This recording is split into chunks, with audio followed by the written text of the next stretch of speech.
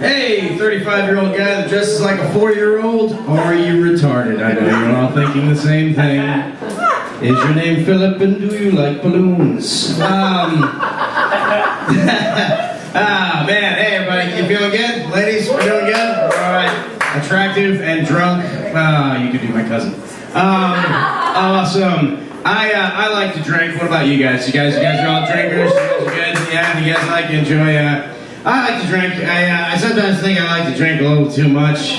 The other night, unfortunately, my girlfriend actually found me with no pants on, humping a fire hydrant in front of her apartment, screaming, "I love you, R2-D2." Which is kind of where you think, like, maybe you want to talk to somebody, you know.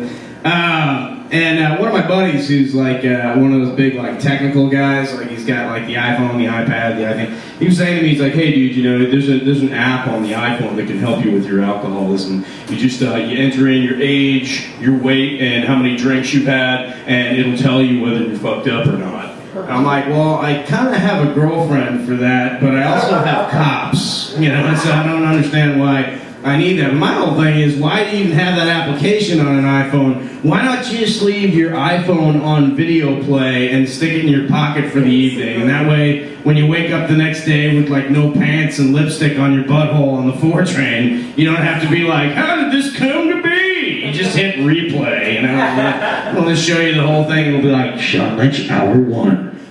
Dudes, I'm just gonna have 1 or 2 Coronas. I gotta work in the morning. Hour 2. Sweet Caroline. Hour 3. You girls freshmen? You girls go to Hunter or something? You wanna make out with me? Hour 4. I'll fight all you motherfuckers! Fuck everybody in here! I fucking love the Jets! Fuck you! Hour 7.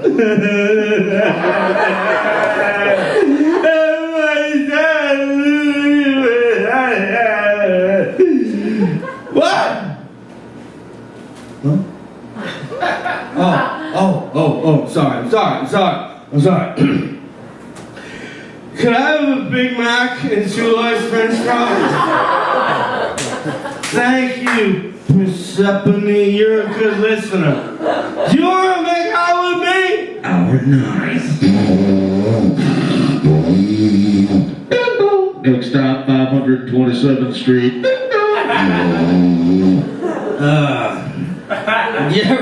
You ever fall asleep on the train drunk? Have you guys ever done that? Oh my God, that is bad. You will wake up in Canada.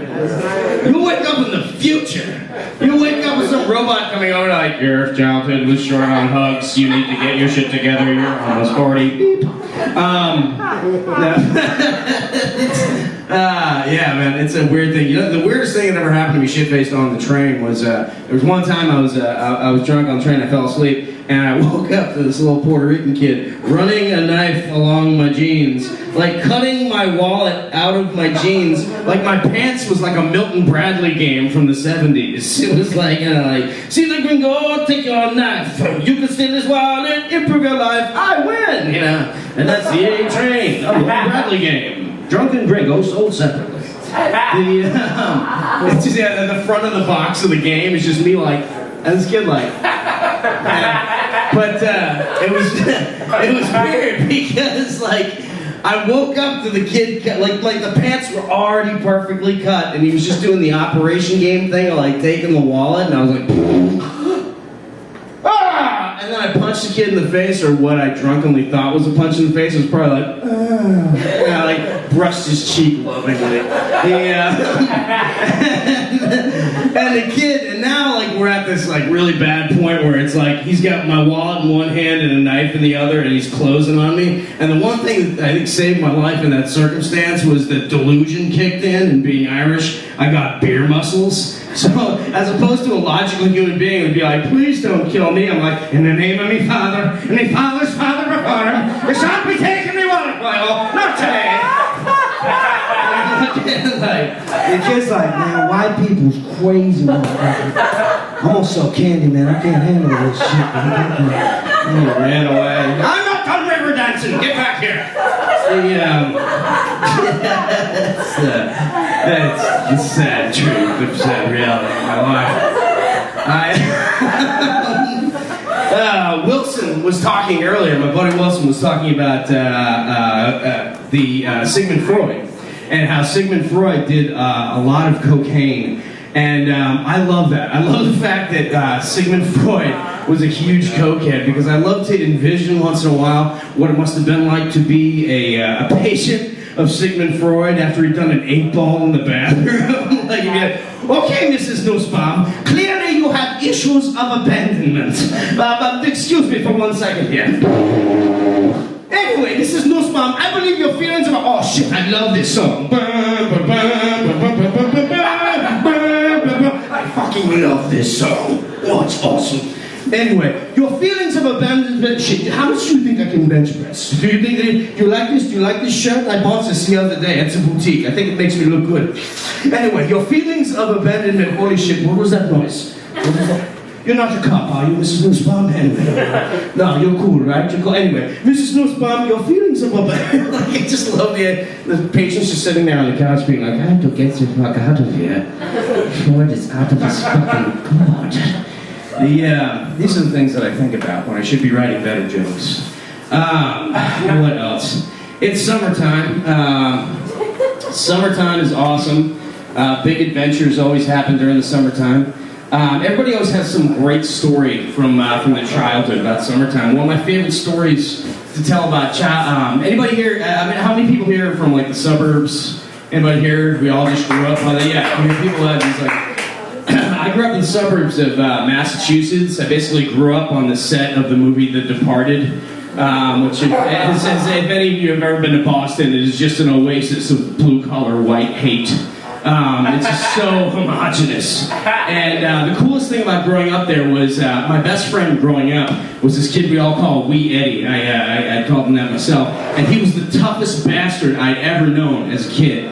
Because Wee Eddie was not only the only Italian kid in an all-Irish neighborhood, but he was gay. And not only like gay, like, oh, I sucked a dick in college, or I played Rum Tum Tigger and Cats. No, like, he shot out of his mother's vagina and was like, gotta dance, yeah! You know, like, that gay. And like 11, 12, 13 years old, he'd be roller skating down the street in like white roller skates. He was awesome. He had like cut off jeans and like an Olivia Newton-John iron-on t-shirt with like fringe cut across the navel. Just being like, you have to believe we are magic. He didn't give a fuck, man. Anybody in the neighborhood, like the local neighborhood kids, the Irish kids would be like, hey, Wee Eddie, what are you, some kind of fag? And he'd stop on his roller skates and be like, darling, I am every kind of fag. And then just keep roller skating. And so I was, hey, Wee Eddie, what do you like to suck cocks? And Wee Eddie would just stop and be like, first of all, I don't like to suck cocks. I love to suck cocks. And I also like to have my cock sucked. And by the way, Tommy Sullivan, your stepdad, found his other sock. You have to believe me, you know. And meanwhile, these like blue-collar Irish kids in the neighborhood would be like, my reality has been torn asunder by the confidence of this young homosexual. I should go home and rethink my life and not die and miss everything cool and die alone. Anyway, sorry, these strange drunken rants were a lot of fun. Folks, you guys were awesome. I'm going to give you back to Jordan. Thank you very much.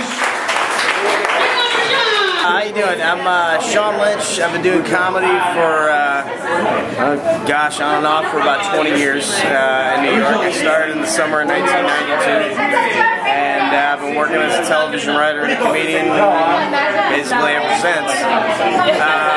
What was the other thing I had to say? If you can, tell the viewers one joke. One joke. Okay, I got an Irish joke for you. Okay, so my cousin Paddy's walking down the street, right?